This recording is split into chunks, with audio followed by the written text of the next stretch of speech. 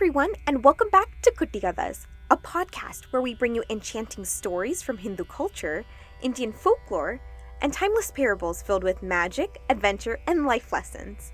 Are you ready for today's tale? Let's begin! Before we start today's tale, let's start off with 3 ohms. Take a deep breath in, and when you exhale, say Om for as long as you can.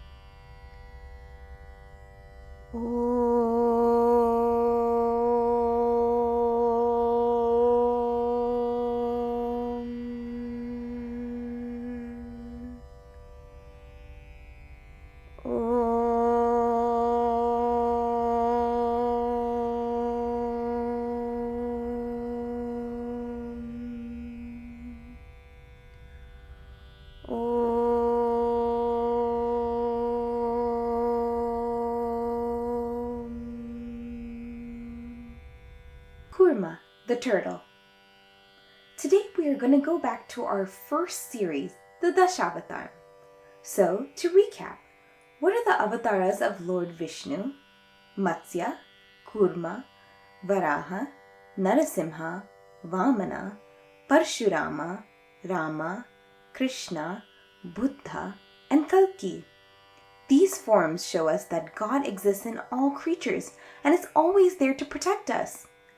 If you have not already, check out our previous episode on Matsya, the fish, which means that today's story is on, that's right, Kurma, the turtle.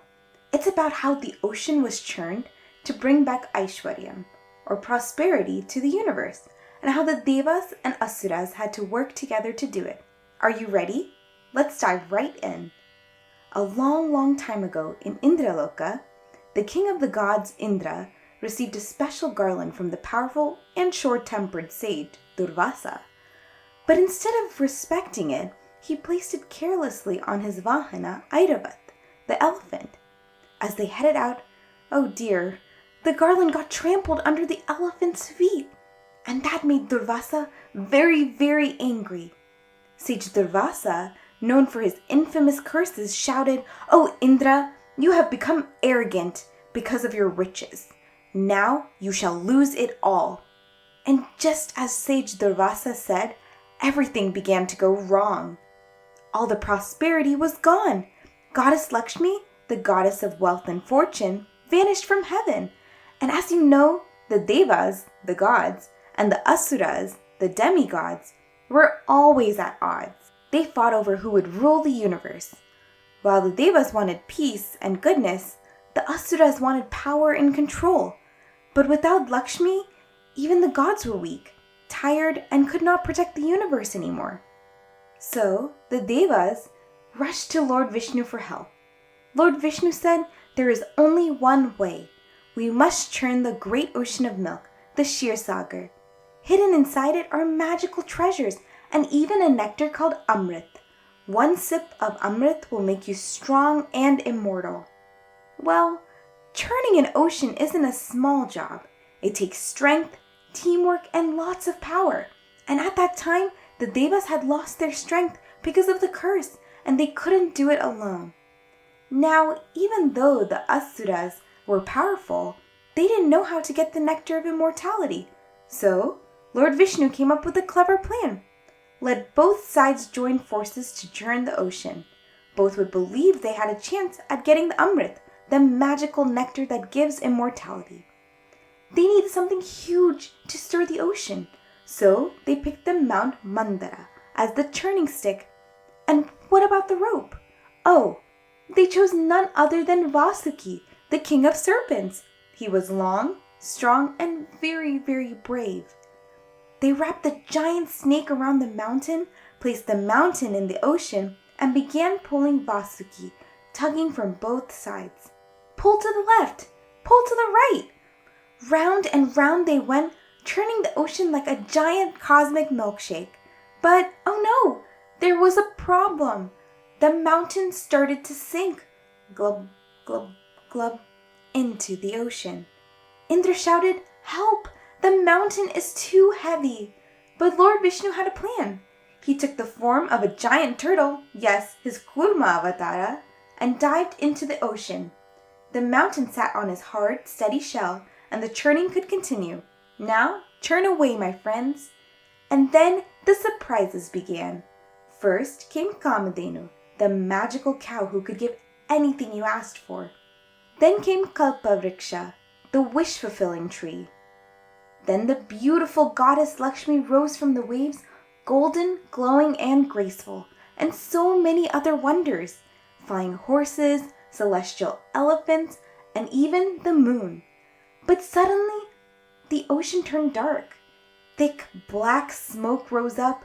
It wasn't treasure, it was halahala, the deadliest poison in the universe.